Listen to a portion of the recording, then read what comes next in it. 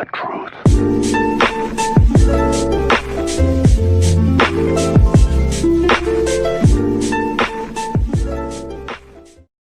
Obviously, he's a big part of what we do offensively and defensively, so we got to be crisper, not turn the ball over, make the simple play, the easy pass. Be nice to shoot better, of course, but defensively is to communicate, talk, be on the string, and offensively try to make the game easy for each other and, play through AD and, let our other guys create. Dell and AC, Avery Bradley. We just got to be more aggressive all around. What do you think was specifically improved about the defensive effort in the last game? After that Denver loss, everyone was talking about how the defense slipped. What was sort of the game against the Clippers? Just certain lulls where we didn't have our rotations. They moved the ball well. We got to give them credit. They found the open man. They made proper passes, swinging it, and made our defense work. But there's a couple times we probably could have taken away. Obviously, myself with fouls and free throws, take away some free throws with not fouling, and also a couple easy layup dunks at the rim. We rotated sooner, faster, probably at least 6 to 8 points, which would have helped us. How much, from a leadership perspective, if hypothetically Ron doesn't play tomorrow, does your role change at all from doesn't have to be on the court, but just from a leadership perspective? I think we all have to pick up our roles on and off the court, leadership-wise, but I don't think it changes much. We all pretty much communicate and verbally lead, and by actions we try as best as we can.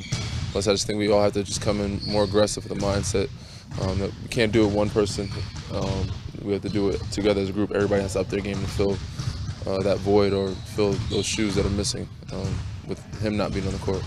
Hey, obviously AD and LeBron are some different offensive players. What's the key when you say play through AD? What's the key to doing that well? I think pace more so than anything. Not just force feeding them in the post all the time, but obviously getting pick and roll situations, getting it downhill, letting them play on the wing, pick and pop. But us moving the ball faster, better, and just getting up the floor faster allows defense not to be set, and also him to get in more, pick and roll situations where he's downhill attacking the rim. Is that a place where you guys have struggled during the losing streak, kind of getting stagnant a little bit, especially in that fourth quarter, maybe offensively? Possibly, for sure. And I think that's kind of why our rhythm is a little broken or shaken. By the fourth quarter, a lot of our guys are a little out of rhythm, probably missing some shots that we normally make because the ball hasn't moved or the pace isn't the same as it usually is to start the game.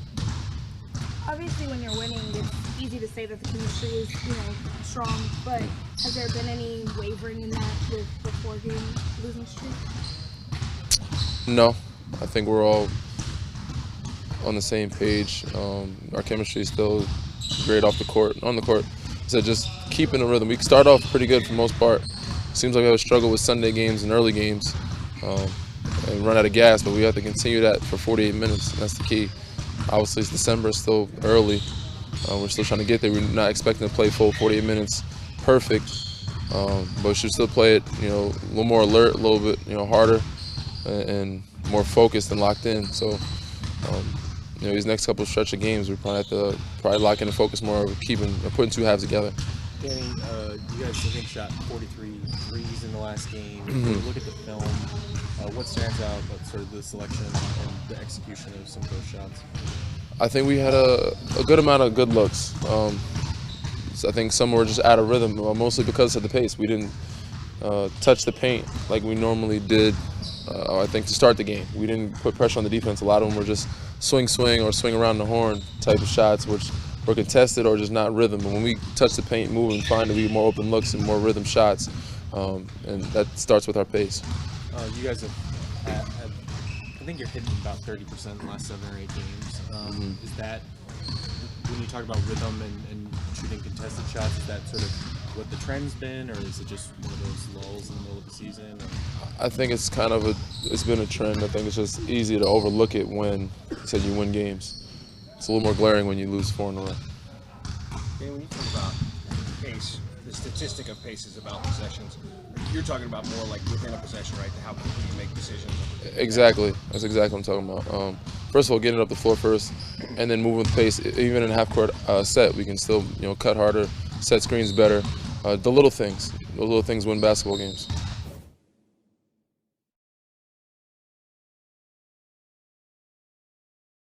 feels good. Feels real good. How frustrating has it been just in terms of the last 4 games with the late game execution, especially on that offensive end? Pretty frustrating. I mean, we know we're a better team than that. You know, we have guys in the wrong spot. You know, guys coming out, you know, confused on the play call.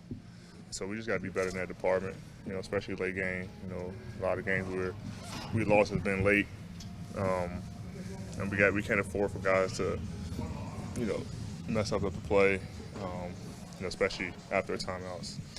If LeBron doesn't play tomorrow, what can you guys take away from that Denver game? That was the one time this year you guys played without him.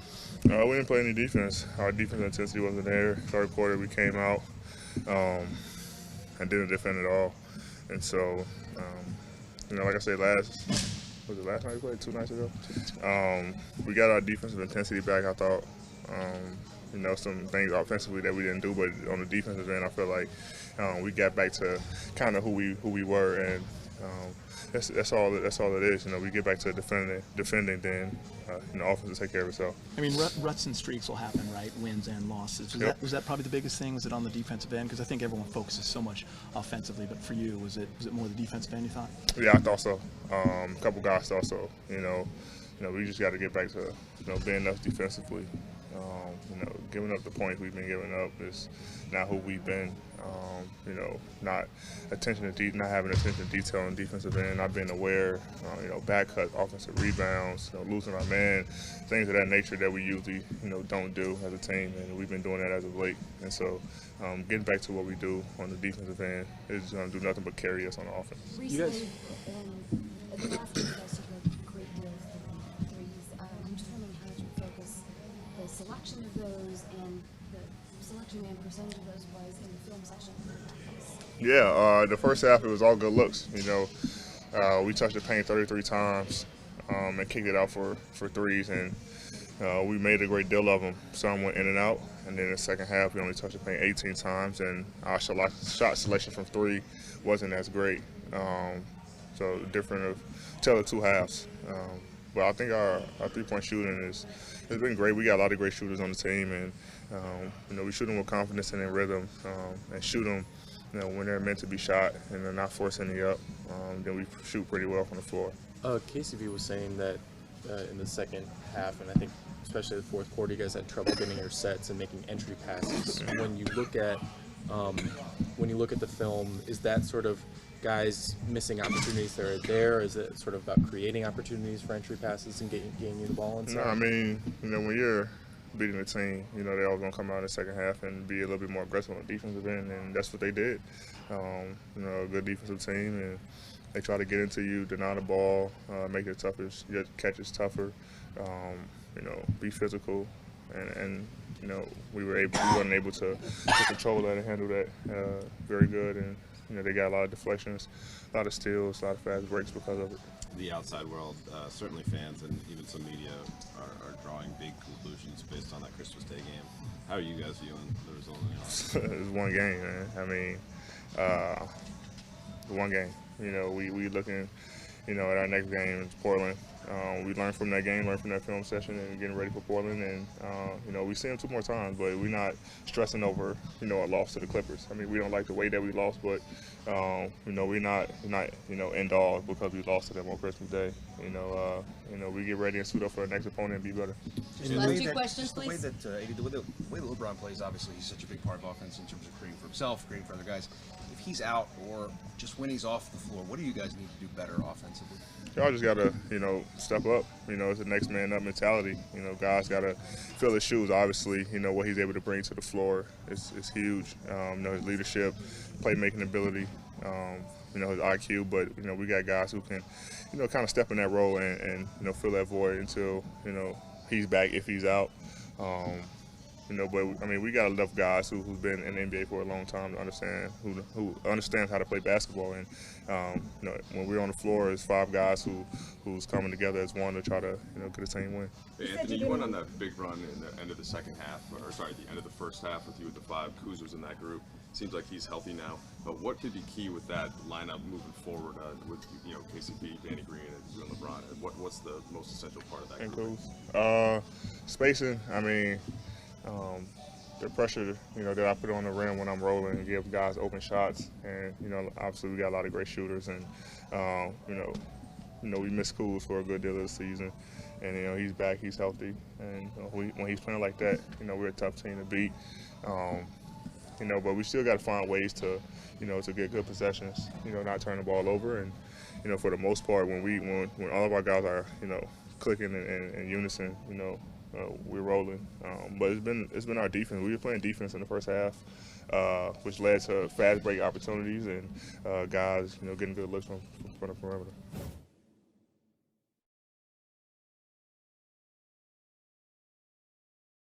Coach, obviously we heard LeBron questionable. How much do you look at that Denver game? It's the one time you guys played without him and take from that. We'll definitely look at that game. That was sort of the next man up blueprint that we had. We didn't win that game or play well. So we'll definitely look at that and, just look at the matchup as well with Portland and make the decisions about what we got to do to win the next one. When you're on a losing streak, a lot of times people will look at that fourth quarter and obviously it's magnified. What did you think about the offensive execution? What's been the biggest issue with it down the stretch? Well, we got a lead, and we've executed well in the fourth quarter most of the year. We didn't in this game. We got a lead, and when you get a lead, you got to expect the other team to pick up their pressure, and then you got to handle it. And we didn't do that well enough. I thought we did set a little bit too much from the perimeter, and when they picked up their defensive pressure, we didn't execute our counters well enough. So it's just something that we got to get better at. With all your guards healthy now, how much of a challenge does that become for you in terms of the minutes and rotations? That's what you call a good problem. Yeah. We got plenty of guys that honestly, like all of my wings, I would feel good playing 35 minutes a game. We have that type of depth and talent on this team. So you want to just make sure that guys are getting enough minutes to be in rhythm, enough to contribute to the game. And like I said, it's a good problem. How much did LeBron and AD do during practice today? AD did the whole practice, and LeBron did basically the no contact portion, or really just the warm-up portion, of some of the offensive fundamentals we were doing. Hey, Frank, you haven't had Kuz at full strength for a lot of the season. It seems like he's getting there health-wise these last two games. That lineup at the end of the first half seemed to really go on a run with the small ball group. Some might have thought we were going to see a lot before the season. Just wondered what you made of that group and how you think that could be utilized moving forward. Yeah, just like you said, unfortunately we had a minutes restriction with him that game, so we had to limit, how much we could keep him in there. But that's a lineup with AD at the 5 and Kuz at the 4, and LeBron and two other really good players that we have on the team, that we feel like could be our best lineup. And we haven't had that much of the season because of Kuz's injuries, and hopefully the plan of basically shutting him down a little bit and getting the ankle injury fully behind him paid dividends. It looked like it did for how we played last game, but we got to continue to just make sure we're integrating him the right way. Can you take us back to the origin of that plan a little bit? Because obviously he hurt it against Washington, came back and played. Yeah, I forget which game it was, but he had just been just communicating to the training staff that he still feels limited, that it's still bothering him, and felt like it's impacting his productivity on the court and ability to explode and move and all that type of stuff.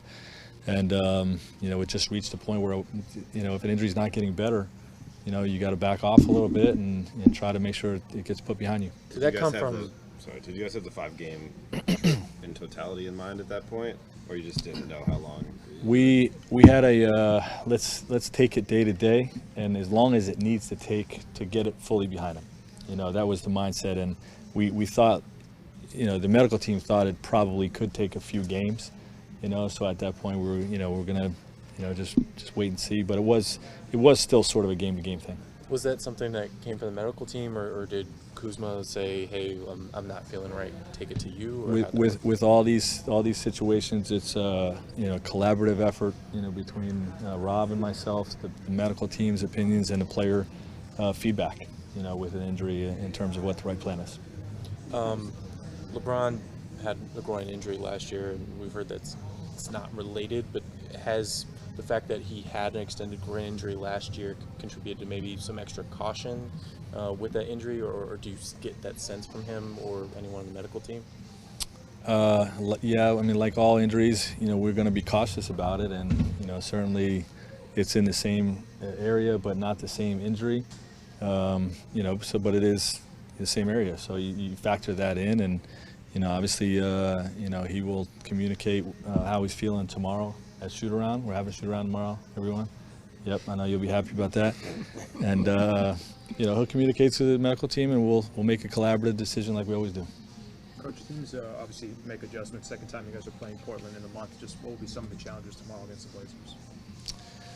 Well, you know, they got those two guards. You know, they're two of the toughest guys in the NBA to defend, and you know, Carmelo's giving them a big lift. You know, their bigs are getting integrated into their system, so you know the continuity is continuing to grow for them, and you know, obviously, you know, they're well coached on the defensive end as well. So we got to execute and worry about what we're doing first. But you know, they're definitely you know, a playoff caliber team. You know, that was in the conference finals last year, so we're gonna have to play well to beat them. LeBron and AD have had their highest net rating when they're playing alongside Caruso. What have you seen from that lineup that you think has caused that? Well, you know, Alex is just a versatile player that performs at a high level on both ends of the floor. You know, I think he's an elite defender, which obviously moves the needle with those types of stats. And you know, he can do some things on the offensive end as well in terms of being a spot-up shooter off the basketball, but making plays with the bounce as well.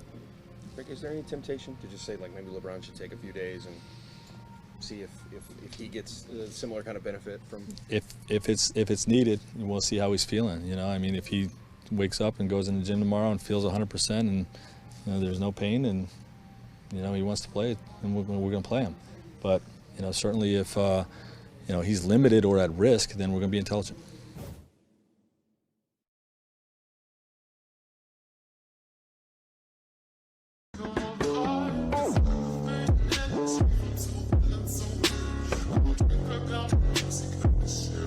Today I'm